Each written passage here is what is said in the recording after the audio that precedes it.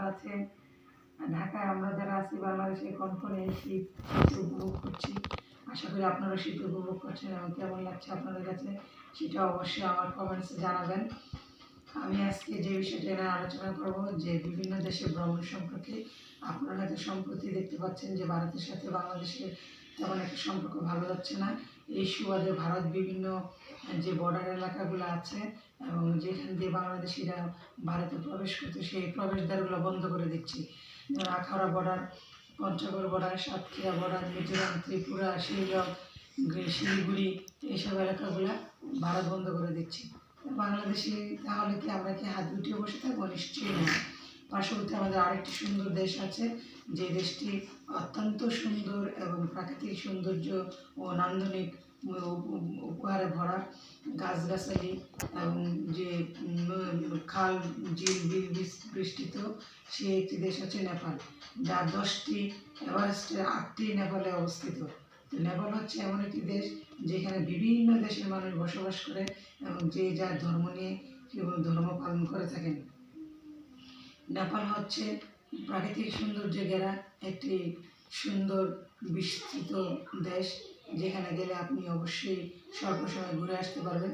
তবে অবশ্যই মনে রাখবেন, নেপালে যাওয়ার সময় আপনাকে ট্রাভেল ভিসা কাটতে হবে এবং এই ভিসা কাটার জন্য আপনাকে কোনো রকম হ্যারাসমেন্ট, ক্যাচেল কোনো রকম কিছু করতে হবে না। আপনি শুধু আপনার পাসপোর্টের মেয়াদ দেখবেন, আপনার পাসপোর্টের 6 মাস মেয়াদ আছে কিনা এবং আপনার এনআইডি কার্ডের ফটোকপি আপনার সাথে আছে কিনা আপনি নিয়ে টিকিট কাউন্টারে গেলে আপনি on arrival form fill up করবেন এবং সেখান থেকে আপনাকে ভিসা দেওয়া হবে, অন অ্যারাইভেল টিকিট দেওয়া হবে। সেই টিকিটে আপনি নেপালে যাবেন এবং যাওয়া আসা মিলে আপনি যদি 15 থেকে 20 দিন আগে টিকিট কাটেন তাহলে আপনার যাওয়া আসা কামিং অ্যান্ড গুইং 15-30 হাজার টাকা লাগবে। আর যদি আপনি অ্যাজ ইনস্ট্যান্স আজকে কালকের মধ্যে করেন তাহলে আপনাকে এই রেটটা বেড়ে যাবে, 15 থেকে 20 হাজার টাকা হয়ে যাবে। সো এটা আপনারা অবশ্যই মাথায় রাখবেন যে নেপাল যেতে হলে মাস 2 আগে থেকে আপনারা টিকিট কাটবেন, তাহলে টিকিটের টাকাটা অনেকটা সাশ্রয় হবে।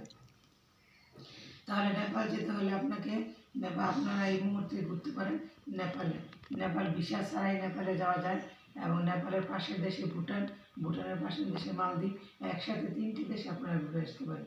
তো ভিউয়ার্স, ঘুরে আসুন নেপাল এবং কেমন লাগলো আমার সাথেই থাকুন, ভিডিওটি সম্পূর্ণ দেখুন এবং ভালো লাগলে ভিডিওটি সাবস্ক্রাইব করুন, অন্যকেও সাবস্ক্রাইব করতে পারেন, লাইক কমেন্ট শেয়ার করতে ভুলবেন না।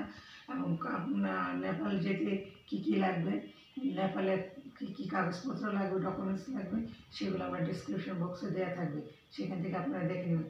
এবং নেপালে গিয়ে নেপালের কাঠমান্ডুতে কোথায় থাকবেন সেই হোটেলের ঠিকানা আপনারা অনলাইনে সার্চ করতে পারেন, সেখান থেকে সেই হোটেলের ঠিকানাটা লাগবে।